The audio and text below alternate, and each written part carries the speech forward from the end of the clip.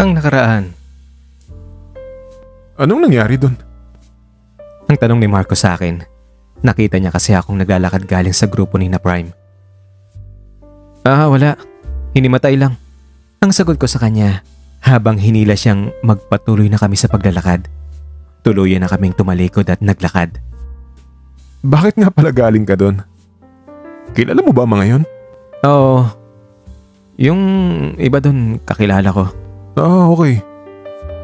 Bakit daw nahimatay? Hindi ko alam eh. Nga pala. Ano nga pala kakantahin natin mamayang gabi? Ang pagbubukas ko ng ibang topic. Nasa ganun kaming pag-uusap ni Marco nung sa likod ko ay may nagsalita. Tol, sandali! Huminto kami sa paglalakad ni Marco at hinarapan tumawag. Si Prime. Nakatingin lang si Marco sa kanya. Bakit? Pasensya na, nagmamadali kami. Okay. Okay, sige. Next time na lang. Ang naging sagot lang ni Prime. Siguro napansin niyang ayaw ko siyang kausapin sa oras na yon. Marco pare, partner ni Ian. Ang pagsingit ni Marco, sabay abot ng kamay niya kay Prime. Nice to meet you, Prime pare. Ang sagot naman ni Prime. Napahinto ng sandali. Tingnan ako. Ako nga palang best friend ni Ian.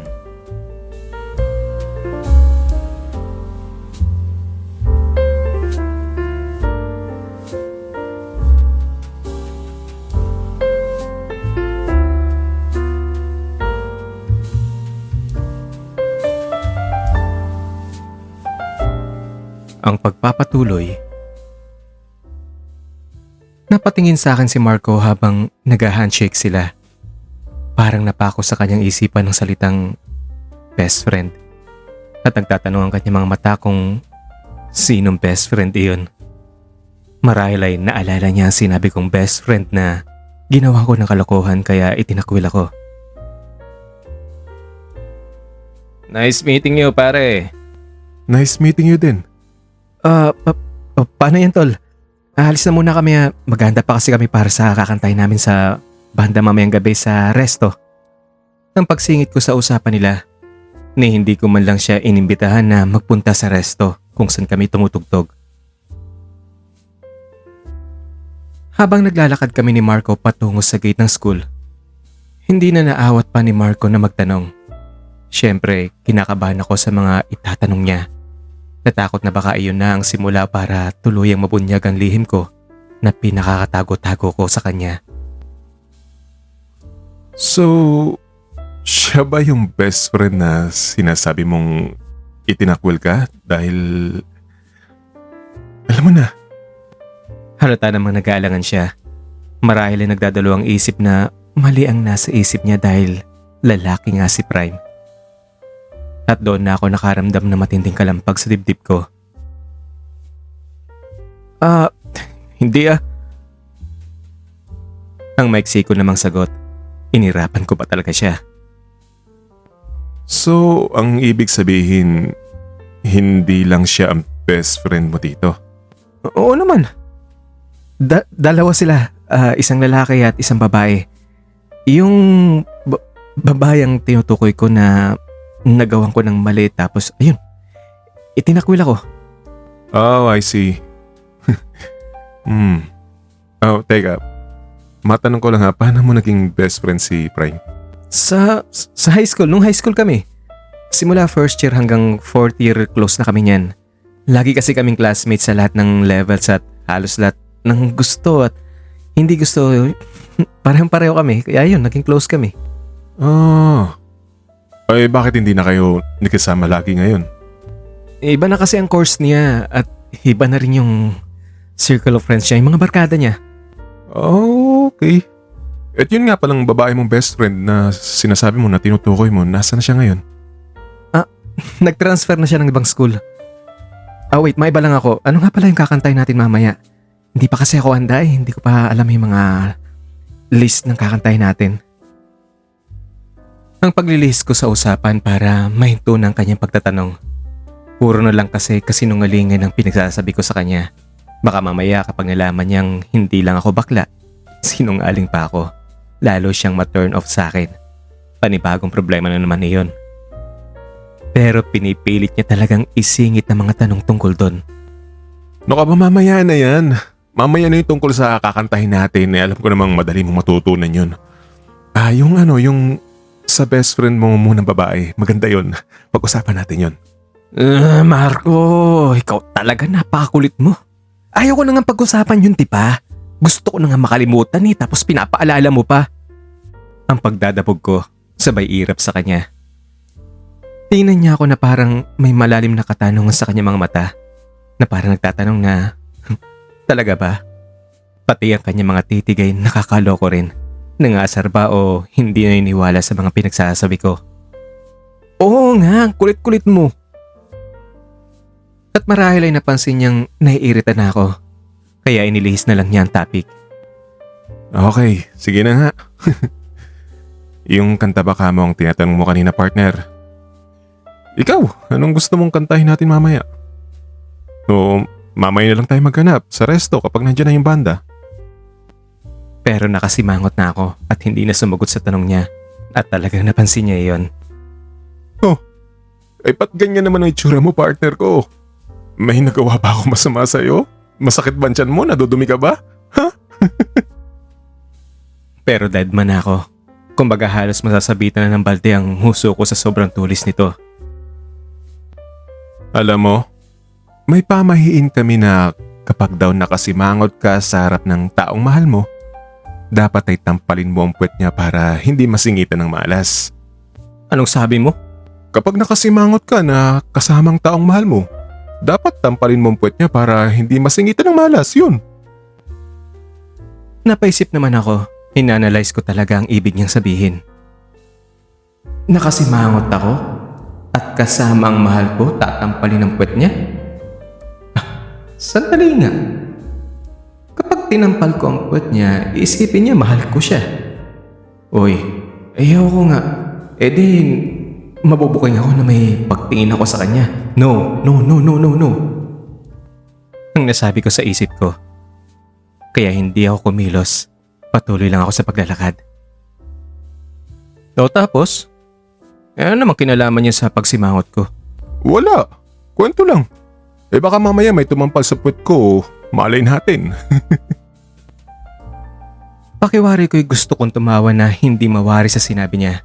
Ayoko kayang mahuli sa kanyang bitag. Pwes, ako ang kasama mo. At kahit kaano katindi ang pagsimangot ng mukha ko, hindi ko tatampalin yan. Period. Ganon ha? May period pa talaga ha?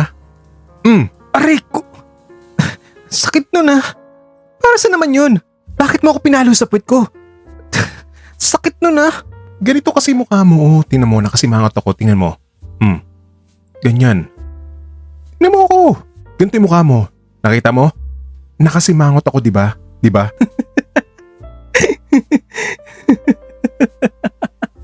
Ay, bakit ka naman tumatawa dyan ha? Nakasimangot na nga ako, di ba? Tingnan mo yung mukha ko. Nakasimangot. Nakasimangot ako, partner. Mainit ang ulo ko.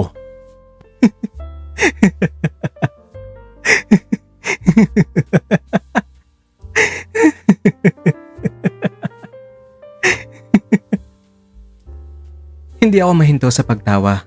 Hindi lang dahil sa ayos niyang pilit na isinisimangot ang mukha niya, kundi sa effort niya na patawanin ako. At syempre, sa sinabi rin niyang kapag kasama ang mahal at nakasimangot, tatampalin ang puwet ng mahal. Ako lang naman ang kasama niya, diba?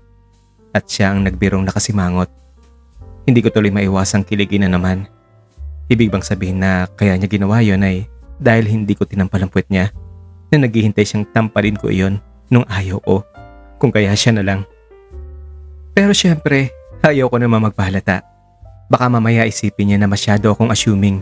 Baka paraan lang niya iyon para tumawa ko at iyon lang. Wala nang ibang kahulugan iyon. Grabe talaga. Kilig to the bones ang lola niyo. Ay, sana lang talaga may laman ang mga biro niya sa akin.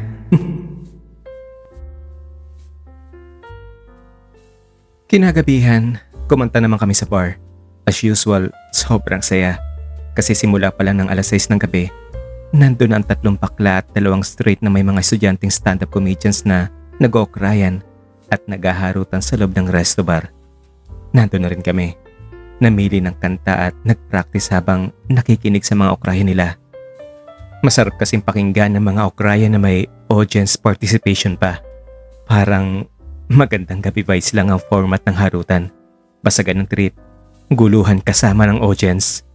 Pero hindi naman iyong sobrang pang-aasar.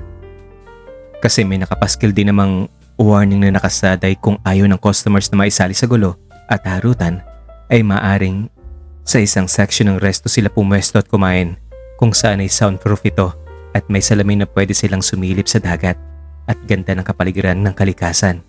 Kung nature trip at katahimikan lamang ang hanap nila habang kumakain o baka kaya ay may meeting lang. At sa alas 9 ng gabi, kami ng banda ang sumalang. Minsan ay pinapasali rin namin ng mga stand-up comedians para manggulo. Happy ako kasi unti-unti nang nahilimutan si Prime at lalo na kapag kumakanta kami na ilalabas ko ang aking saloobin, lalo na kapag love songs at may kwentong iwan na ng magsyota o masakit na karanasan. Siyempre hindi pa naman kami ganun ka-close ni Marco para mag-unload sa kanya ng mga saloobin ko. Hindi ko pa kayang ibunyag sa kanya ang lahat ng mga problema ko, ang pagiging totoong ako. Marahil ay masasabi ko lamang na ganyan na kami ka-close ni Marco kapag nalaman na niya ang aking pagkatao at tanggap niya iyon. Iyon naman kasi ang basaya ng tunay na pagkakaibigan. Kapag kilalang kilala ka na niya, inside and out, alam na niya mga imperfections at weakness mo, pero nandyan pa rin siya. Tanggap ang lahat ng sayo. Masasabi mong siya na ang tunay mong kaibigan. Kumbaga, solid. Dahil kung siya isang tunay na kaibigan, masasabi mo ang lahat, pati ang mga paho mong itinatago. Oo, maaari magalit siya o masaktan sa katigasan ng ulo mo. Pero sa kabila nun, tatanggapin ka pa rin niya ng buo, yayakapin, pakikinggan ng saloobin mo, at sasabayan ka niyang umiyak sa iyong mga bigati, bagamat hihinto rin siya dahil patatawanin ka niya. Iabot ang kanyang kamay sa iyo para tuluyan kang tumayo sa iyong kinasasadlakan. Maliwanagan ang isip mo at ipakita sa iyo kung gaano kagandang buhay sa mundo sa kabila ng mga pagsubok dahil nandyan pa rin siya. Hindi bibitaw sa iyo. Kaya dahil wala akong masabihin ng saloobin ko, nahirapan din akong kalimutan si Prime. Isang bahagi ng pagkatao ko ang hindi niya kayang tanggapin. Ito ang nag-iisang hadlang na sana ay masasabi kong isa siyang tunay na kaibigan. Kung sa bagay naman, naisip ko rin na kasalanan ko rin naman talaga. Lumagpas ako sa boundary ng respeto at pang-aabuso. May nagawa akong kasalanan at para sa kanya ay napakalaking kasalanan nun. Kung kaya hindi niya ako maaaring patawarin. Okay lang. At least dahil doon, nalaman kong hindi pala siya tunay na kaibigan, diba? Kaya sa pagkanta ko na lamang inilalabas ang lahat. Pakiwari ko'y naiibsan ng mga dinadalang pag-ahi ko sa pag-ibig dahil sa pagkanta. Sa mga liriko nito ko na ibabahagi sa mga tao ang aking hinaing, ang aking pagkabigo, ang aking hinagpis. Sa pagbigkas ko sa mensahe ng kanta ko na a-unload ang mga saloobin ko. Kaya kahit papaano, nakakatulong ang pagkanta ko sa resto bar at dagdagan pa sa kulitan ng kilig moments ko kay Marco. Kontento na ako. Sa panig naman namin ni Marco, minsan nalilito na rin ako. Kasi nga dahil sa mga pinapakita niya mga pambobola na nakapagbigay sa akin ng iba yung kilig, na itatanong ko tuloy sa aking sarili kung alam ba niya ang aking itinatagong pagkatao. Kasi nga, minsan sa kanyang pagbibiro, may halo itong panunukso. Kung kaya minsan ay napapatulala na lang ako kapag naalala ko ang mga kilig moments namin at iniisip kung gusto ba niya akong makarelasyon o gusto niya lang biruin at tuksohin. Kaso nga rin, may takot akong baka bumigay ako at kapag nangyari yon, pagtatawa na naman niya ako o baka itakwil rin. Nagka-phobia na ako sa ganung bagay. Mahirap na. Hindi pa tuloy ang naghihilom ang sugat na gawa ng pagtakwil sa akin ni Prime. Hindi ko kayang magdurugong muli ang puso ko sa pangalawang beses.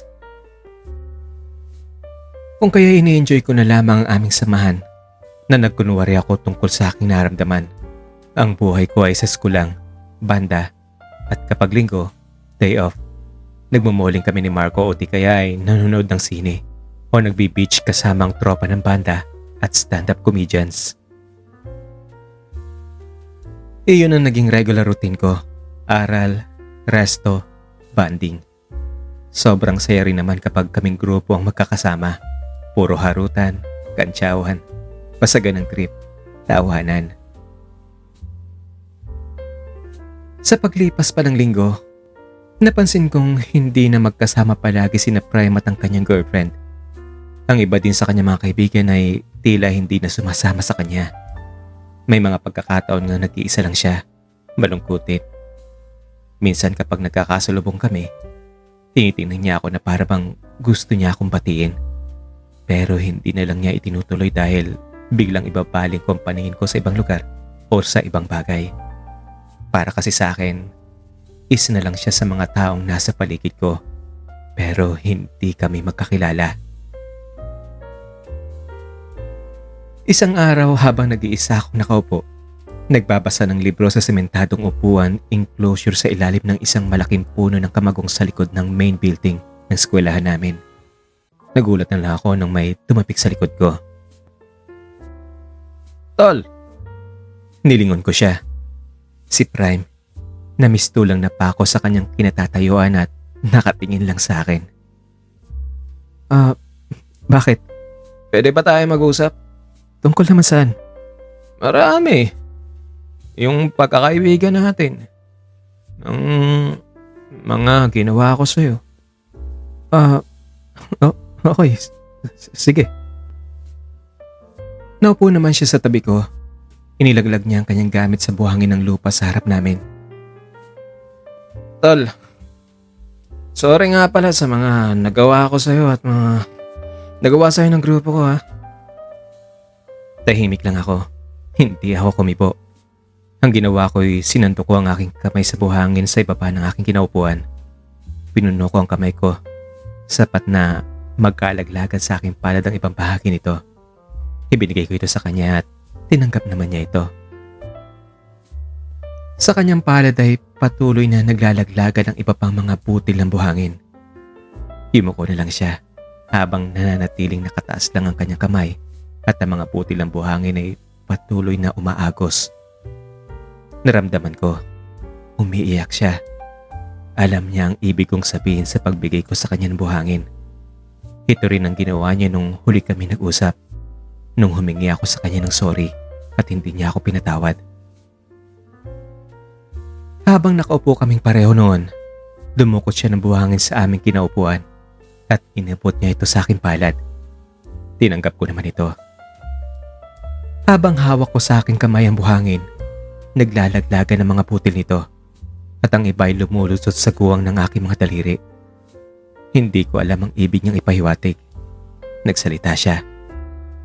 Alam mo, ganyan ang tiwalang ibinigay ko sa'yo. Tingnan mo. Hinayaan mong maglaglagan sa kamay mo. Kagaya rin yan ng ginawa mo sa akin. Alam mo na yun. Hinayaan mong masira ang tiwalang ibinigay ko sa'yo. Ngayon kung maibabalik mo sa akin, isa-isa, walang labis, walang kulang. Ang mga maliliit na butil ng buhanging naglaglagan na, maibibigay ko rin sa iyo ang patawad at maibabalik ko pa ang aking nasirang pagtitiwala sa iyo. At pagkatapos niyang sabihin niyon, tumayo na siya. Umalis na hindi malang nagpapaalam at hindi ako nilingon. Napako naman ako sa kinaupuan ko. Napahagulgol habang hinahayaang nakataas sa mga kamay ko at hawak-hawak nito ang natitirang kaunting putil. Alam ko, imposibleng mangyari ang sinabi niya. Hindi niya ako kayang patawarin. Pero sa pagkakataong iyon at tila bumaliktad ang sitwasyon, hindi ako nag-walkout sa kanya. Hinintay kong may sabihin siya. At nakita ko na lang na hinugot niya ang kanyang panyo at inilapat ito sa mga buhangin. Itinali niya at Pinulot pa niya ang isang plastic na nakakalat sa tabi at binalot pa ito. Hindi ko man maibalik sa iyo mga putil ng buhangin nalaglag na sa lupa. Ipapangako ko sa iyo na sa natitirang tiwala kong ito, hindi ko na hayaang maubos pa. Ilalagay ko ito sa isang garapon para doon ay hindi siya maubos. At ito ay palaging magpapaalala sa akin tungkol sa tiwala mo at sa nagawa kong pagkakamali sa iyo. Nagulat ako sa ginawa niya. Hindi ko yun inaasahan. Naramdaman kong totoo ang kanyang paghingi ng sorry. Pero hindi pa rin doon lumambot ang puso ko. Sariwa pa ang sugat na dulot ng pagpapahirap niya sa akin. Ang pangungutya, ang pagmamalit sa pagkatao ko. Alam mo tol, ang sakit talaga na ginawa mo sa akin eh. Sana kung may galit ka man sa akin, kung may galit man dyan sa puso mo sa akin, ikaw na lang sana nagbigay ng mga parusa sa akin eh. Sana hindi sa harap ng maraming tao at kasama pa yung girlfriend mo at mga barkada mo. Ang sakit nun, habang nadapa ako sa putikan, imbis na tulungan mo ako, pinagtawanan niyo pa ako eh, pinalakpakan, kinunan ng litrato, tinawag na bakla, at ipinost pa sa Facebook ng mga kuwang litrato. Kinutya sa harap ng buong mundo. Sa totoo lang, Prime, naawa ako sa sarili ko noon. Alam mo ba yun? Walang kumampi sa akin, kahit ni isang tao. At imbis na nag-iisang best friend ko na siya ang sanang nandyan para sumagip sa akin at protektahan ako laban sa mga nangaapi. At para kahit papaano maibsan ang takot ko at hinanakit ko. Magbigay sa akin ng lakas at ipakita ang kanyang pakikiramay at suporta. Siya pa pala itong parang nagtulak sa akin sa putikan. Para pagtawanan, para kultsain. Ang sakit na makita mong imbis ng best friend ko, ang alalayan ako, iahon sa putika ngayon, ay siya pang unang pumalakpak at sumigaw sa akin ng bakla. Tama ba yun? Hindi. Hindi ako sumigaw ng bakla tol. At ni minsan, hindi ko sinabi kahit kanino na bakla ka. Girlfriend ko nagpakalat nun. Dahil may nasabi ako sa kanya tungkol sa pagiging close natin. At nung nasabi ko sa kanyang huli natin pagsasama kung saan lasing ako at natulog ako sa inyo. At may kinagalit ako sa isang bagay na ginawa mo sa akin. Kung kaya nagalit ako, doon na siya nagduda sa iyo na ganun, na iyon ang ginawa mo sa akin. Kasi nangungulit siyang sabihin ko pero promise, hindi ko sinabi yun sa kanya. Hindi ako nagsabi ng kung ano man. Kung girlfriend mo nga nagpakalat nun, kahit wala kang ginawa, bakit hinayaan mo pati ang barkada mo ipinangalandakan sa buong mundo na bakla ako, ha? At bakit nag-post pa kayo sa Facebook ng mga litrato ko? At kinutsahan niyo pa talaga ako. Pinabura ko na tol. At ihiwalayan ko na rin siya. Ang girlfriend ko, pati ang mga barkada ko lalayuan ko na sila. Hindi na rin ako sumasama sa kanila. Kasi na-realize ko na hindi silang klase ng mga taong dapat kong kaibiganin. Kaya sana pasensya ka na tol. Hindi na ako nakasagot kagad. Pero masama pa rin ang loob ko sa kanya. Kasi kung talagang kaibigan ang turing niya sa akin, bakit pa niya paabutin sa ganun ng lahat bago siya gumawa ng aksyon at lalapit sa akin? Saktong nadapa ako sa putikan pa lamang kung kaibigan ko talaga siya ang tingin niya sa akin. Kahit naghihiyawan pa ang kanyang mga barkada ay lalapitan niya ako at tutulungan. Aalalayang makaahon. Bakit hindi niya nagawa iyon? Hindi ka na sumasama sa kanila dahil natatakot kang baka atakihin ka na naman at hindi ka nila matulungan dahil ako lang naman ang nakakaalam kung paano ka sagipin, di ba? Ganun ba? Nung nakita mong pinaligiran ka lang nila parang nanood lang sila ng palabas habang naghihingalo ka.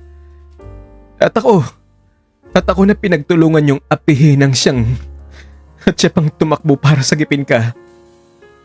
Doon mo na-realize na ako pala talaga ang kaibigan mo. Ganon? Wow! Wow naman! Oo, tol. Aaminin kong sa lahat ng tao sa mundo. Ikaw lang nakakaalam kung paano ako sasagapin kapag inatake ako. Kahit nga mga magulang ko, hindi alam ang sakit ko eh. At kahit sa mga personal na bagay tungkol sa akin, ikaw lang nakakaalam, tol. Lahat-lahat. Kung naalala mo, isang beses, nasabi ko pa sa'yo pagkatapos kong atakihin kung paano na lang ako kapag wala ka at atakihin ako. At sinagot mo ako na hindi mo ako pababayaan. Na kahit nasa malayo ka, kung kaya mong puntahan ako para sagipin ako, gagawin mo. Na kahit magkaaway pa tayo at matindi ang galit mo sa akin basta nakita mo akong inaatake, tutulungan mo pa rin ako. At pinatunayan mo yun sa akin nung inatake ako na kasama ang mga barkada ko. At doon talaga naantig ang puso ko, tol. At sa pagpapakumbaba mo, sa pagdamay mo pa rin sa akin, kabaliktaran sa nangyari sa'yo sa putika na hindi man lang kita pinaglaban at tinipensahan. At nakita ko na lang siyang nagpahid ng kanyang mga luha. At sa pagkakataon ngayon, hindi ko na rin namalaya na pumapatak na rin ang mga luha ko. Isa kang tunay na kaibigan, tol.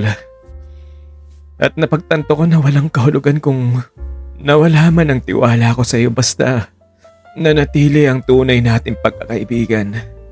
Para sa akin ngayon, mas importante ang pagiging mag-best friend natin, tol. Kaysa tiwalang nasira. Wala rin akong pakialam kung nasirang tiwala mo sa akin. Basta, best friend pa rin kita. Iyan ang mensaheng ipinaparating mo sa akin nung inatake ako at sinagip mo ako. Kahit nagpupuyo sa galit ng kalooban mo. Kahit hindi mo na halos makayanan ng bigat ng sobrang sama ng loob mo sa akin. Kinalimutan mo yun. Dahil alam mo na sa kaibuturan ng puso mo, best friend mo pa rin ako. At dapat talaga yun din ang ginawa ko sa'yo.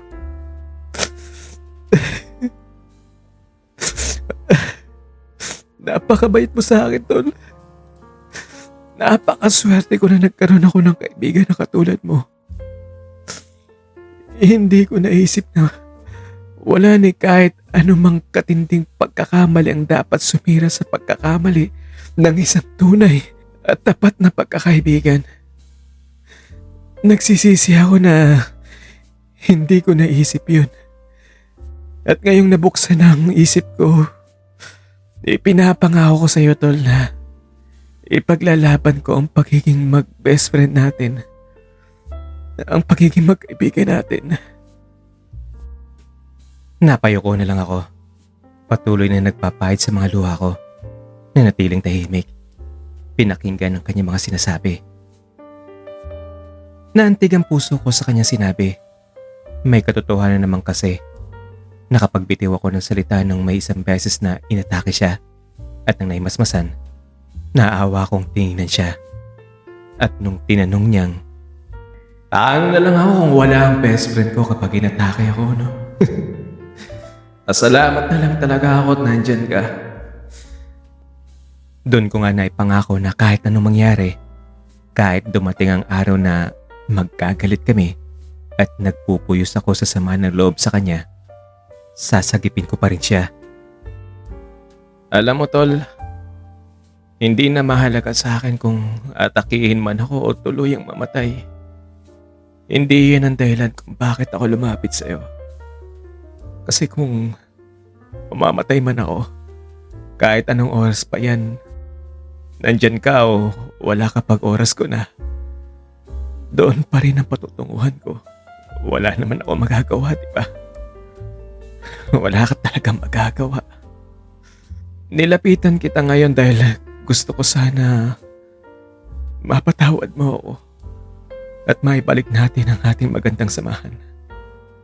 At dati nating pagiging malapit, ang pagiging mag-best friend natin. Iyan lang talaga ang gusto ko, wala nang iba. Pero kung hindi mo man ako mapapatawad, wala na ako magagawa dun. tatanggapin ko ng maluwag sa loob ko. Patuloy pa rin kitang ituturing na best friend at ipapangako ko sa iyo na lagi akong nandyan para sa iyo, tol. Kahit galit ka sa akin, kahit ayaw mo na sa akin, tutulungan at susuportahan pa rin kita. Gaya ng ginawa mo sa akin. Wala na akong pakialam kung patawarin mo ako o kung maibsan man ang tiwala mo sa akin. Ang importante, best friend pa rin kita. At ito, nakikita mo to? Itong hawak ko. Itong natitirang buhanging nakabalot na to. Itong natitirang tiwala mo. Iingatan ko to. Pangako. Tahimik pa rin ako ng mga oras na yon. Hindi na ako umiimik. Patuloy pa rin ang pagpahid ko sa mga luha ko. Hindi ko kasi alam ang gagawin. Dahil sa mga binitawan niyang salita, pakiwari ko'y lumambot ang puso ko. May isang bahagi ng utak kong sumisigaw pa na patawarin na siya. Na narito pa sa puso ko ang pagmamahal ko sa kanya. Pero may isang bahagi pa rin ng utak ko ang nakakaalala pa rin sa sakit na dulot ng kanyang ginawa. Ramdam ko pa rin iyon sa puso ko. Habang nasa ganun akong pag-iyak, naramdaman ko ang paghawak ng kanyang kamay. Hindi ako umimik. Hinayaan ko lang siya. Naramdaman kong hinigpitan niya ang pagpisil ng kanyang palad. Pero hindi ko ito sinuklian ng pagpisil. Bagamat hinayaan ko lang itong hawakan at pisilin niya. Sa totoo lang, hindi pa ako handa, tol. Naramdam ko pa ang sakit na mga ginawa mo sa akin eh. Sige, naintindihan kita, tol. Pero pwede bang palagay na tayo magsama sa mga lakad tulad ng dati? Pwede bang sa'yo na ako sasama? Kagaya ng dati natin ginagawa, di ba? Hindi rin pwede. Bakit naman? Hindi ako mimik. Sa loob-loob ko, gusto ko nang burahin ang pagmamahal ko sa kanya. At hindi ko magagawa iyon kapag palagi kami magkasama. Dahil ba kay Marco yun? Yun ba ang dahilan? Nataiwan kung bakit. Pero napatango ako sa tanong niyang iyon. Ang gusto ko lang naman kasi ay makahanap ng paraan para hindi na siya lumapit-lapit pa sa akin. O marahil ay nangingibabaw pa rin talaga ang galit ko o kagustuhang makaganti sa ginawa niya sa akin. At dinugtungan ko pa ang pagtango kong iyon ng kasi boyfriend ko siya. Natahimik siya ng sandali. Binitawan ng isang malalim na buntong hininga. Ay, okay. Pero hindi ako naniniwalang mag-boyfriend kayo. Maniniwala lang ako kung may nakita akong ebidensya. At ano namang ebidensyang gusto mo makita? Alec! Gusto ko makitang halikan mo siya. Iyon ang pinakahuling pag-uusap namin ni Prime. Kahit papaano, medyo naibsan naman ang sama ng loob ko sa kanya. Pero hindi pa talaga ako handang patawarin siya. At lalo nang hindi pa ako handang ibalik ang dati naming pagiging malapit sa isa't isa. Lalo na walang kaalam-alam si Marco tungkol sa lihim ko at tungkol sa kanya. Na siya palang best friend na tinutukoy kong ginawan ko ng masama at nagtakwil sa akin. Ayaw kong magduda si Marco. Ayaw kong masira ang magandang samahan namin.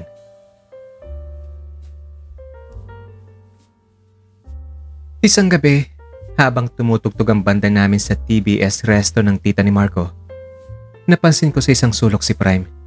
Nag-iisa lamang siyang umiinom at baka sa mukhang iba yung lungkot. At nung nakita ko siya, doon bigla akong naisip ang isang kanta. Sinabi ko ito sa banda na iyon ang kakantahin ko. Akala ko ba magpa-practice tayo para sa kakantahin natin ngayon? Eh bakit yan? Hindi mo naman pinapractice yan dati ah. Hayaan mo na lang ako, partner. Trip ko lang. Para kasing ginaganaan akong kantahin yan eh. Pumayag naman ng banda. Pamilyar naman daw kasi sa kanila ang kantang iyon at natugtog na raw nila yun dati. Bago ko simulan ng kanta, may dedication akong sinabi. Ang kantang ito ay inihahandog ko para sa isang tao Para sa ito, kaibigan. Nung iniwan mo ako sa ere, sa gitna ng ulan, at sa panahong just when I needed you most.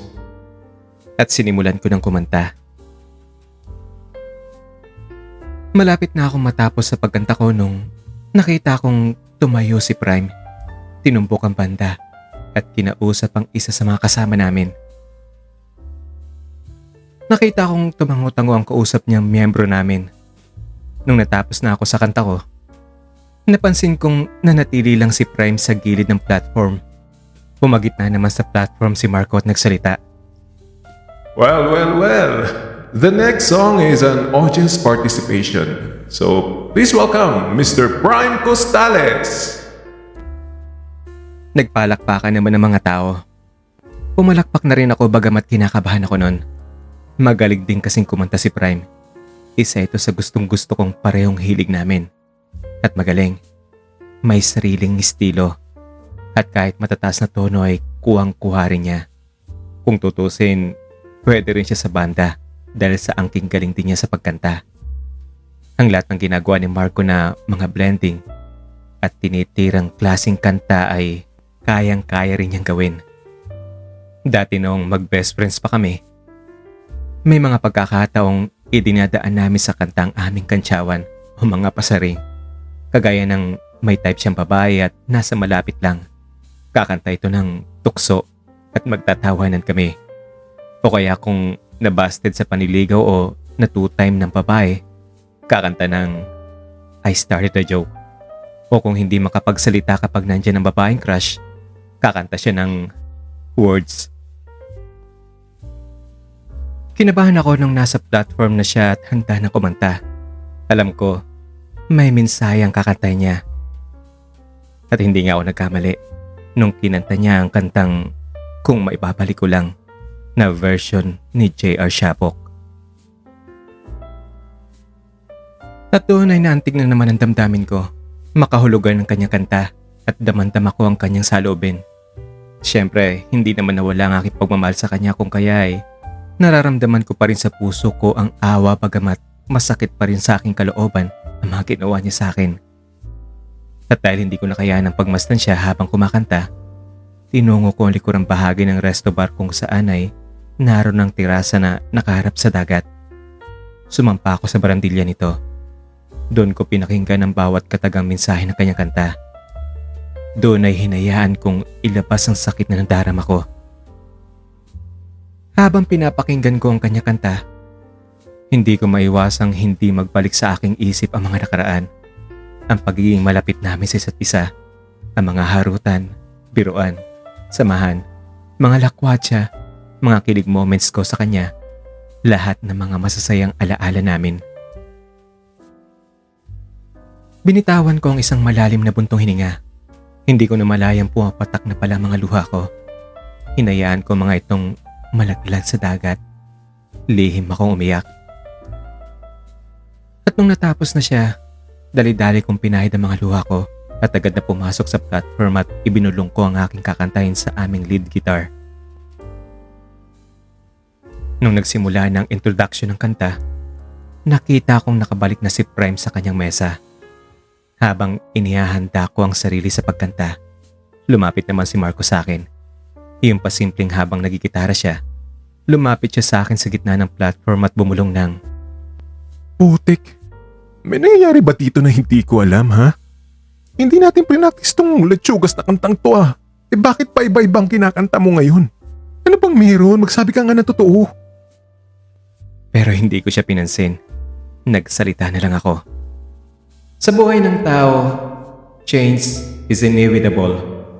Minsan ay may dulot itong sakit at hindi natin kayang intindihin kung bakit nangyayari. Bagamat may dulot din ito sa atin na opportunity to face a new life, new love, new learning experience. Kaya let's embrace change, no matter how hard it is, no matter how painful.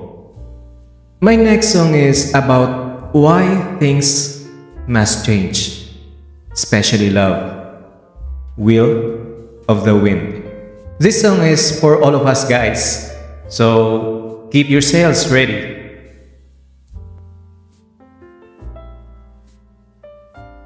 Nung natapos na ako kumanta, nilapitan ako ni Marco at binulungan.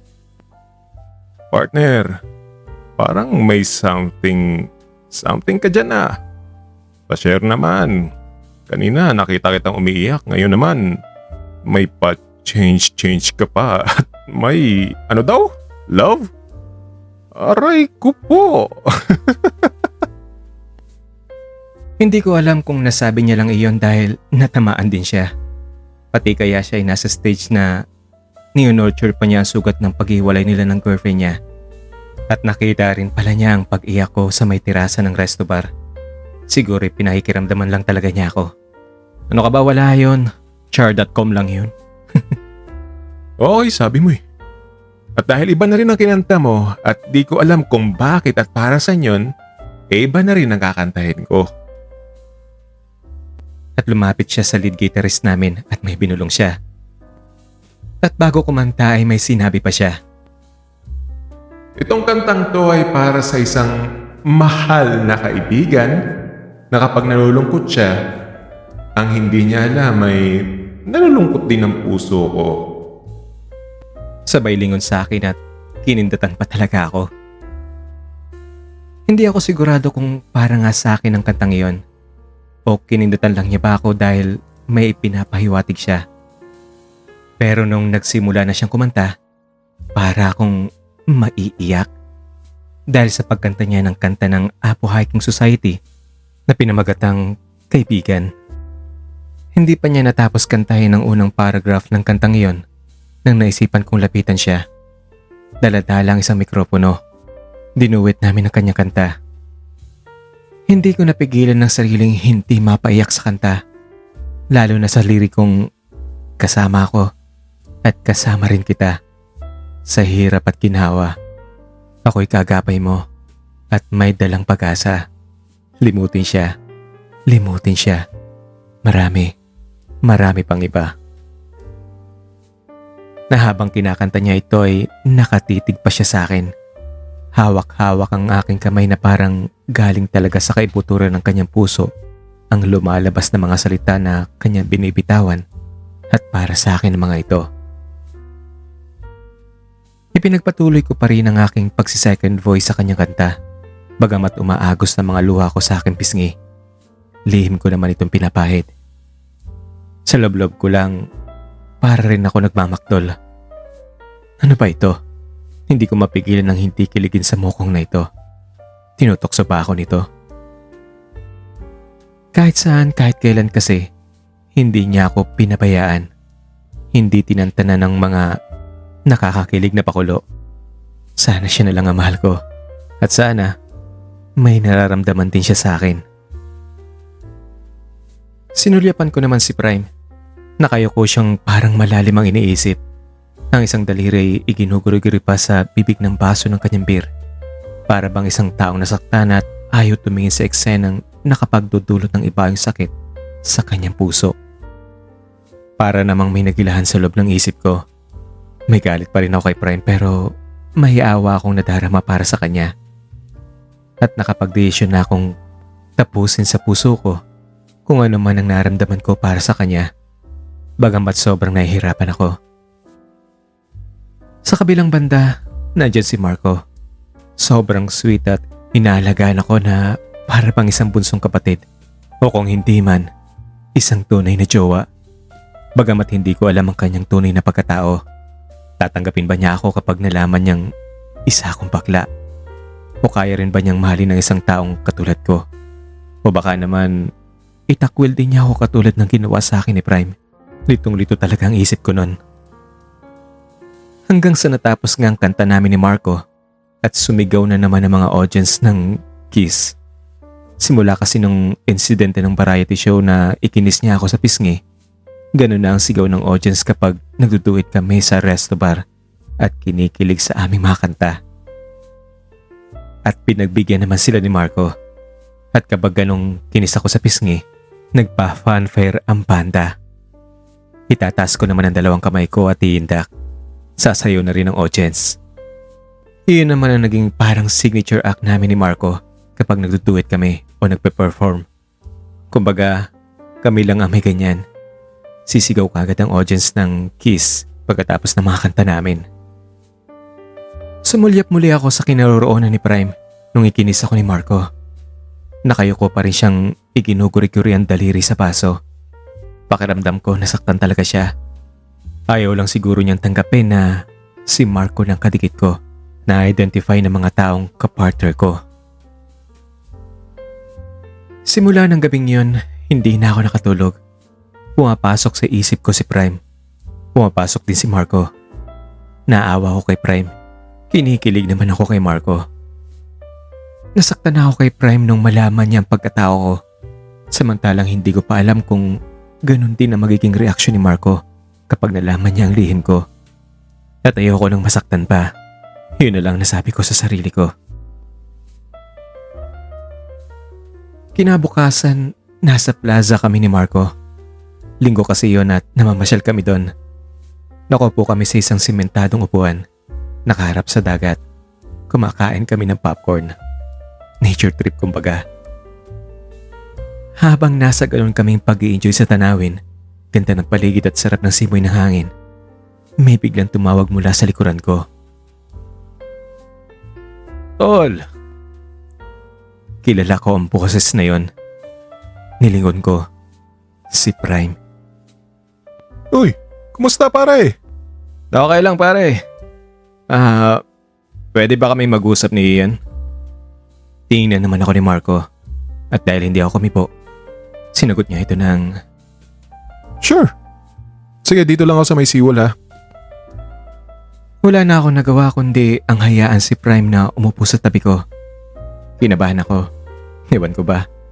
Feeling ko ay isang papaya kong sinusuyo ng isang maliligaw. At ayokong inichipwera si Marco ng dahil sa kanya. Bagamat hindi ko may tatatwa na may nararamdaman pa rin ako sa kanya. Sariwa pa ang sugat na ginawa niya sa puso ko at ayoko nang lumagong muli ang pagmamahal ko sa kanya. Gusto kong si Marco na lang ang lalaking iibigin ko. Sa piling kasi ni Marco masaya ako at may nararamdaman na rin ako para sa kanya. Ano? Kumusta na ang best friend ko? Eto okay naman. Mukhang masaya ka sa kanya pero sa totoo lang hindi pa rin ako naniniwalang boyfriend mo siya. Kung mapatunayan kong boyfriend ko nga siya, anong gagawin mo? Maniniwala na ako. At maaaring dumistansya na talaga ako sa'yo. Hindi kagaya ngayon ginagambala ko pa talaga kayo sa pag-i-enjoy nyo. At doon na ako na-challenge. Naalala ko sinabi niyang pruweba na ipakita ko para maniwala siyang boyfriend ko nga si Marco. Yan lang ba talagang gusto mo? Sige, ipapakita kong pruweba. Marco, pwede bang bumalik ka dito? Nilingon ako ni Marco. Itinuro ang sarili at tingnan kung may tao ba sa kanyang likod. Marahil hindi niya narinig ang pagtawag ko ngayon. Oo, ikaw nga. Lumapit naman si Marco na tila nagtataka kung bakit isinali ko siya sa amin. Pinuupo ko sa kaharap ng upuang sementong inuupuan naman ni Prime. Nung nakaupo na si Marco, lumipat naman ako ng upuan at tumabi sa pagkakaupo ni Marco. Kaharap na namin si Prime. Ginawa ko naman iyon para makikita niya ang pruwebang hinahanap niya. Bakit Ian? Is there anything I can help? Ang tanong niya sa akin na bakas pa rin sa kanya mga mata ang pagkalito kung bakit ko siya pinatawag. Hindi ko na sinagot ang tanong niya. Bigla ko siyang niyakap at ginawa ang patunay na hinahanap ni Prime. Kitang-kita ko naman sa mga mata ni Marco ang matinding pagkagulat sa ginawa ko. Alam ko nagtatanong ang isip niya kung bakit ko ginawa iyon, pero wala na akong pakialam. Siguro mga 30 seconds din kami nagtagal ng ganon at pagkatapos nun ay kumalas na rin ako. Tingnan ko ang kanyang mukha nung kumalas na ako sa kanya. Kung gaano ito kagulat sa ginawa ko, siya rin pagkagulat niya nung kumalas na ako. Nalaki ang kanyang mga mata, puno ng kalituhan. Pagkatapos nun, hinawakan ko ang kamay niya sabay sabing, "Tara na." Saan naman? "Sa resto bar. Di ba may practice pa tayo?" Okay, sige. Sige na pare, mauna na kami sa'yo. Tango na lang ang naisagot ni Prime. Iniwan namin si Prime na nakaupo lang doon na parang tanga. Nag-iisa at ewan ko ba, baka nasaktan siya sa nakita. Yun naman din talaga ang gusto ko, ang masaktan siya. Kasi kahit pa makipagbalikan ako sa pagiging close ko sa kanya, pabalik na naman ako sa dati na pagpapantasyahan ko siya. Wala naman siyang romantikong pagmamahal sa akin. Purong pakikipagkaibigan lang. At kahit hindi kami close, okay lang. Para talaga hindi na ako may inlove pa sa kanya. Ang hirap kaya ng kalagayan ko nun. At mag-e-effort kunwari siya para maging close na magkaibigan uli kami. At pagkatapos nun, hanggang doon lang talaga. Hayaan na naman niyang matukso ako at iyon. Magalit naman siya at itatakwil ako. Ayoko nang maulit yun. Tama na ang ganong nasa malayo siya at hindi ko palaging nararamdaman. Habang naglalakad kami ni Marco palayo kay Prime, nakahawak pa ako sa kanyang braso. Pero nung lumiko na kami ng isang kanto, binitawan ko ng kanyang kamay. Hinayaan lang din niya ako. Hindi kami nag-usap. Hindi na siya nagtatanong. Hindi ko alam kung anong nasa isip niya. Ako man ay kinakabahan na hindi ko mawari. Parang obvious na kasi na parang ginamit ko lang siya. Siyempre kung ikaw si Marco, di ba magtatanong ka ng ano bang nakain ito at biglang ginawa iyon. At talagang sa harapan ng best friend niya. At lalo na, hindi naman ako nagparamdam na bakla ako. Hindi ako naglalantad sa kanya. At ang alam niya ay lalaki talaga ako. Ewan kong char.com lang din naman ang nagmamang maangal lang siya na hindi niya talaga alam. Nung binitawan ko ng kamay niya, tingnan niya ako. Ngumiti lang siya. Pero yung tingin niya parang nagtatanong. Napansin ko naman ito kaya tinginan ko na rin siya. Noong patuloy pa rin niya akong tinititigan, tinanong ko na siya. Bakit ganyan ka naman makatingin sa akin? At ako pa talaga ang may lakas ng loob na magtanong kung bakit. Pero imbis na sagutin niya ako, bigla ba namang pinisilang pisngi ko sabay sabing, Ang kulit mo! at saka umakbay na sa akin. Yung mahigpit na akbay. Nagigigil na halos sasakali na ako sa sobrang higpit. Feeling ko ay masaya siya. Yung normal niyang kasayahan. Hindi siya galit sa aking ginawa. Siguro ay sa sobrang bait na talaga ni Marco na hindi niya ako magawang pagalitan o pulyawan. Siguro ay tiniis lang niya na sa sarili niya kung anong drama ko, kung bakit ganun ang inasta ko. Nakaka-inlove talagang kabaitan niya, ang kaswitan niya. At iyon naman talagang gusto ko eh, ang ma-inlove sa kanya para tuluyan ko ng malimutan si Prime. Nung nakarating na kami sa resto bar, doon na namin ipinagpatuloy ang banding namin. Ipinareserve niya ang mesa na nasa terasa ng resto bar na nakaharap sa dagat. At alas 6 na ng hapon na yon, napakaganda ng ambience. Malamig at presko na ang simoy ng hangin na galing sa dagat. Madilim na ang langit at may pahid pula ng mga ulap. Maaliwalas ang dagat. Dagdagan pa ng in-order niyang tig-2 malalamig na beer at 8 sticks ng barbecue at isang bowl ng isaw. Ang sarap talaga nun. Bakit mo nga pala ginawa yung kanina? Ang kalmante niyang pagbubukas ng tapik habang nakatuon ang mga mata sa isinasawsaw na isaw sa patis at sukang may sili at saka isinupo ito at hinuya. Bakit? Hindi mo pa nagustuhan yon? Ang pabalang kong tanong, sabay din kuha sa bote ng beer. Nilinis ang bibig nito gamit ang daliri ko at saka tinungga. Hindi na ginamit ang baso na nasa mesa lang namin. Okay lang. Pero, bakit mo ginawa yun? Ayoko nang pag-usapan yun. Saka na, sasabihin ko din sa'yo. Ang gusto ko, ngayon mo na sabihin sa akin. Ang seryoso niyang sabi. Ang mga mata niya ay nakatutok sa aking mga mata. Please, pwede pa.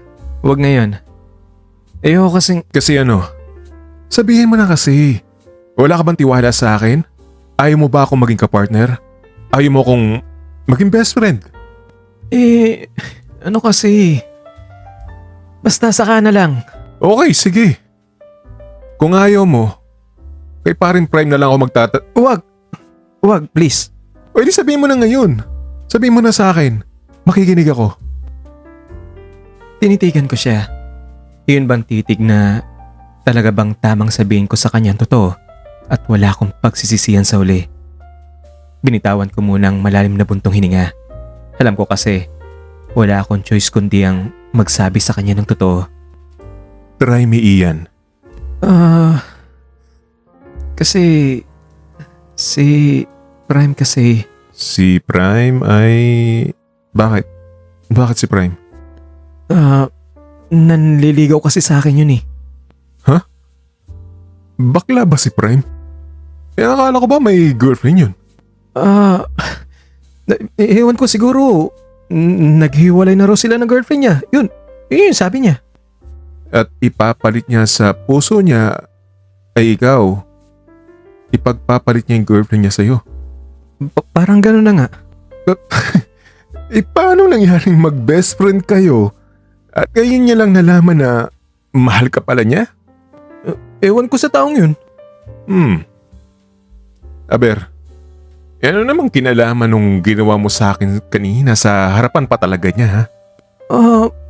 Ano kasi, ayoko na talaga sa kanya eh. Kaya sinabi ko sa kanya na mag-boyfriend tayo para mahinto na siya sa kanyang panliligaw sa akin. Ganun. At sana, please, huwag mong sasabihin sa kanya ha. Promise na sekreto lang natin to. Please. Ganun ba? Okay. Pagkatapos niyang sabihin yon, natahimik siya. Hindi ko alam kung anong nasa isip niya. Pero sa akin, iba yung guilt at takot ang naramdaman ko. Ewan ko ba? Marahil ganyan talaga kapag may kinikimkim ka pang sama ng loob para sa isang tao. May masasabi kang hindi maganda. Minsan mag-iimbento ka na lang ng kwento para matakpan ang mga bagay na itinatago mo. Ang nasabi ko na lang sa sarili ko, mukha rin namang nanliligaw si Prem sa akin. Nililigawan niya ako para maging malapit muli kami sa isa't isa. Parang gano'n na rin yun. Mukha namang mabait si Prem, ah. Talaga ba? Ay kung ikaw ang tatanungin ko, kung liligawan ka ni Prime, papayag ka ba? O bakit naman hindi? Kung mahal ko ang tao, lalaki man siya o babae o bakla o tomboy, kahit ano pa mang kasarian yan, basta mabait, totoong tao, at malinis ang puso. Bakit hindi, di ba? At doon na ako sobrang na-guilty. Parang gusto ko nang bawiin ang sinabi kong naliligaw si Prime sa akin. Pero anong dadahilan ko? Maya-maya lang ay nilapitan kami ng isa sa mga waiters nila. Sir Marco, kakausapin ka raw ng tita mo. Agad ding umalis si Marco para kausapin ng tita niya. Nung bumalik siya, may sinabi siyang mungkahi. Sabi nga pala ni tita may birthday party daw na i-hold dito maya-maya lang. At dahil last minute itong request nila, gusto raw makisuyo sa atin. Kahit tayong dalawa lang daw ang kakanta. Kung papayag ka. Pero yan, sana pumayag ka. Sige na. Sayang din to. Sa tingin mo. Tumango na lang ako. Tama nga naman siya. Pandagdag allowance ko rin niyon. At kumanta kami sa party na iyon. Nang siste. Hanggang alauna ng madaling araw na natapos iyon. Laking pasasalamat sa amin ng tita ni Marco. Enjoy na enjoy daw ang customer sa aming kanta. Kapag tinatamad na kasing maggitara si Marco, magsisingit ako ng kantang galing sa videoke. Ian, dito ko na lang matulog sa resto par. Huwag ka mag-alala, sasamahan ka ni Marco. Huwag ka mag-alala, may collapsible ceiling bed naman tayo dyan. Pwedeng matulog ang dalawa. Kahit pa nga 5 tao cash dyan. Hindi pa namin nagagamit yan, Ian. Maganda matulog dyan. Dito na lang kayo para may pantay din sa bar. Wala naman tayong security kasi dito kaya sana dito na lang matulog. Marahil napansin niya medyo lasing na ako at pagod pa kung kaya ay ayaw niyang umuwi pa ako sa amin. Ano partner, okay lang ba sa'yo? Sige. Ang mahinang sagot ko na lang. May excitement din kasi ako nadarama. Imagine, makakatabi ko na siya sa pagtulog. Bagamat may takot din akong baka hindi ko na naman maawat ang sarili ko at may maganap na naman. Pero ang nasabi ko na lang sa utak ko, bahala na. Okay, since pumayag ka na so, mag-beer pa tayo. Hindi na ayaw ko na. Lasing na ako eh. Dito lang naman tayo matutulog eh. Sige na, please, isa lang. Bakit ba ang pilit mo? Ano bang meron at kailangan mo talaga magpakalunod sa alak ngayon? Wala lang. Masaya lang ako ngayon. Ang sagot lang niya habang tinutumbok ang refrigerator ng resto bar at kumuha ng isang bote ng Red Horse Grande at ng isang baso. Ay bakit ka naman happy? Eh di ba? May birthday party kanina. Eh di happy yun. Happy birthday! Sabay bitiw ng isang tawang nakakaloko habang binubuksan ang bote ng Grande at nung nabuksan ito, tumagay na at ibinigay sa akin ang unang tagay. Wala naman ako nagawa. Tinanggap ko ang baso na may lamang Red Horse at ininom iyon. Pagkatapos kong inumin yun, siya naman ang tumagay. Tagay system ang nangyari. At nung naubos ng laman ng bote, umakyat na kami sa hagdanan patungo sa ceiling bed. Halos hindi na maiangat ang kanyang paa sa sobrang kalasingan. Pati ako ay halos ganun din. Pero pinilit ko ang sarili ko. Nung nandun na kami sa itaas, doon ako humanga sa ganda ng collapsible ceiling bed. Bali nasa pinakagilid ito ng ceiling na kung tititigan ay isang ordinaryong ceiling lang talaga. Hindi mo isipin na may nakatago pala ditong higaan. Pero kung tatanggalin ang lock niya sa tagiliran bahagi nito at ihilahin pababa, lalabas ang isang malaking customized platform na nagsilbing higaan at may malaki at malapad na kutsyon na nakasabit sa ceiling mismo. Pwede pang ang 5 tao ang matutulog sa sobrang lapad. May harang sa bawat gilid at matatag naman. Hindi ka matatakot tumiga. Ang lalaki kasi ng mga bakal na baras at support. Bago pati ang kutsyon at mabango. At kitang-kita ang dagat. Naupo muna ako. Pinagmasdan sandali ang dagat na halos nasa ibaba lang namin. Ang lamig pa ng simoy na hangin. Bagamat lasing na ako, na-appreciate ko pa rin ang ganda nito. Para kaming sumakay sa isang barko at natulog sa isang hanging bed. Nung nilingon ko si Marco, nakatulog na pala siya. Bahagya ako pa siyang naaninag. Dahil sa ilaw ng resto bar na naiwang nakabukas. Nakatihaya siya. Payapa ang mukha. Parang walang iniintinding problema sa mundo. Hindi ko maiwasang mapatitig sa kanya. Ang ayos ng tindig ng katawan niya. Malinis, maayos, at halatang inaalagaan. Pero higit sa lahat, ang humatak sa akin ay ang kapayapaan sa mukha niya habang natutulog. Parang ang gaan lang ng lahat kapag tinitingnan ko siya. Napatitig ako sa mga labi niya. Doon ko naalala yung sa plaza.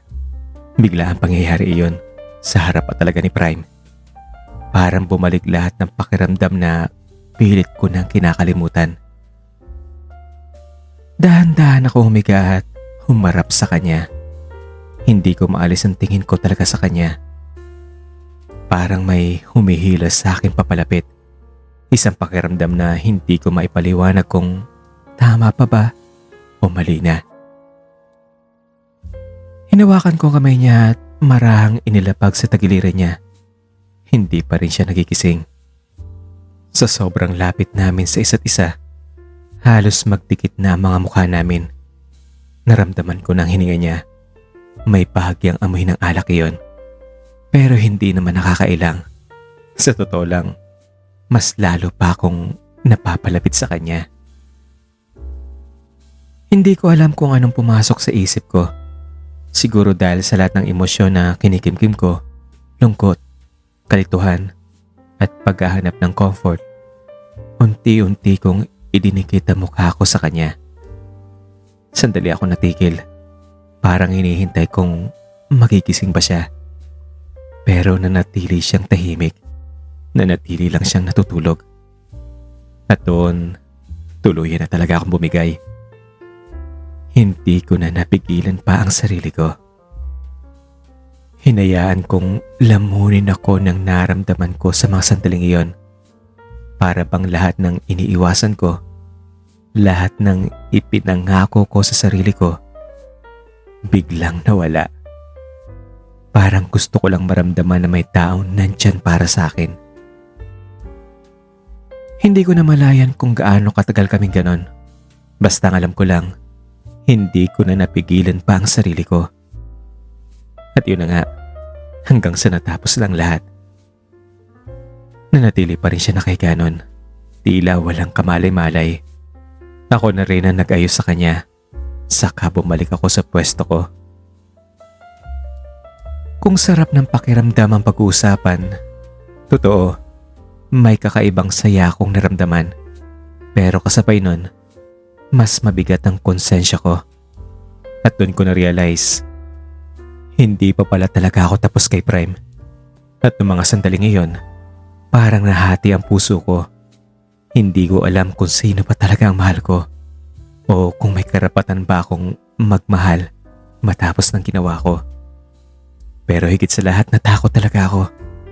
Takot na baka ito na rin ang simula ng pagkawala ni Marco sa buhay ko. Takot na baka inulit ko na naman ang parehong pagkakamali ko kay Prime. At dahil nga doon, hindi ko na hinintay pang magising siya. 4:00 pa lang na madaling araw, umalis na ako ng resto bar. Walang tulog at punong-puno ng takot ang isip ko. Naglalakad na ako noon pauwi. Masakit ang ulo ko dahil sa hangover at tuloy raw ang isip ko sa pagkakamaling nagawa ko na naman sa pangalawang tao na sana'y magiging best friend ko na. Para akong tinotorture na naman sa aking konsensya. Lalo tuloy ako nalito. Ano ba to? Para akong isang isda na niluluto sa frying pan. Tumalon para makaiwas sa init pero apoy din ang aking kababagsakan. Siguro ganyan kapag in love ka talaga. Hindi mo na alam pa ang gagawin kapag nandiyan na mahal mo. At lalo na kapag nag-aaway kayo. Minsan nakagawa ka ng isang bagay para masaktan siya. Pero mas matindi pala ang dulot nitong consequence. At lalo na, wala akong text na natatanggap galing sa kanya. Namimiss ko na siya at parang nagdurugo ang aking puso na nangyari ang lahat ng iyon. Sa araw na iyon, hindi ako pumasok sa eskwela dahil sa hiya at takot sa nangyari at dahil na rin sa hangover. Hindi ko alam kung pumasok din si Marco noon. Sa sunod na araw pumasok na ako. Kinakabahan. Hindi alam kung anong gagawin. Alam ko, makikita kami ni Marco dahil classmates kami sa halos lahat ng subjects. At nung pumasok na ako sa unang klase ko, hindi ko napansin si Marco. Naupo ako sa dating upuan ko sa may harap ng teacher's desk. Maya-maya lang ay may biglang nagsalita sa tabi ko. Kumusta? Mabuti naman. Ikaw? Okay lang naman. Yun lang ang usapan namin dahil pumasok na ang professor namin. Pero sa loob-loob ko, parang may kakaiba sa kanyang bati. Hindi ko alam kung ano yon. Pero ramdam kong parang dry siya. Hindi kagaya nung mga ibang bati niya na halos abot tenga ang kanyang ngiti. At ramdam mo talaga ang excitement niya. Pero sa pagkakataong iyon parang may malaking kulang. Pagkatapos ng klase namin, may break kami. Niyaya niya ako sa likod ng building. Pwede ba tayo mag-usap, partner? At nagtungo kami sa likod ng main building. Hindi ako halos makatingin sa kanya. Hindi ako makapagbukas ng topic. Nung naupo na kaming pareho sa damuhan, nagsalita siya. Bakit ka nga pala absent kahapon? May hangover ako. Ay, ikaw, bakit parang ang lungkot-lungkot mo? Ano kasi? Nalaglag yung cellphone ko kahapon sa dagat, partner, nung nagising ako. Itatawagan sana kita pero nung nasa kamay ko na yun, dumulas at ayun, dumiretso sa tubig. Yun lang ba? Oh. Hayaan mo lang yun. Cellphone lang yun. Maraming cellphone ka pa na darating sa buhay mo. Kaya okay lang yan. Huwag ka na malungkot dyan. Well, tama ka naman dyan. Pero bigay nung nanay ko eh. Kaya iniingatan ko talaga yon. Pero nangyari na eh, wala na tayong magagawa dun. Pero alam mo, partner, Namiss kita kahapon. Nang sambit niya at ang kanyang mga mata ay nakatutok sa aking mukha. At doon ko na siya biniro. Bakit? Goal ba ako? Bakit goal? Eh, ang lakas mo kasi mambola eh. Eh baka lang kaya ganun eh gusto mong i-shoot ang bola mo sa goal ko. Ang galing ng pick-up line mo, partner ah. At doon ko na muling nakita ang saya sa kanyang mukha. Ako meron din. Sige nga. Kandado ka ba? O bakit naman? Kasi ako ang susi mo eh. Kung gusto mo, ipasok ko ang nakausling bahagi ko sa'yo. At habang sinasabi niya mga yon, ang mga mata niya ay mistulang nangungusap. Weh! Ang naisagot ko na lang. Kinilig ako ng konti doon. At ewan ko rin kung may meaning ba yun sa kanya. At sandali kaming parehong natahimik. Hindi mo ba talaga ako na-miss kahapon? Na-miss? Ang naisagot ko na lang. Gusto ko pa sanang dugtungan ng kung alam mo lang kung gaano kita na-miss. Hinawakan niya muli ang kamay ko at pinisili yon. Nagkasalubong ang aming mga tingin. Yumuko ako. Nasa isip ko pa rin ang matinding hiya sa aking ginawa. Ang cute mo talaga.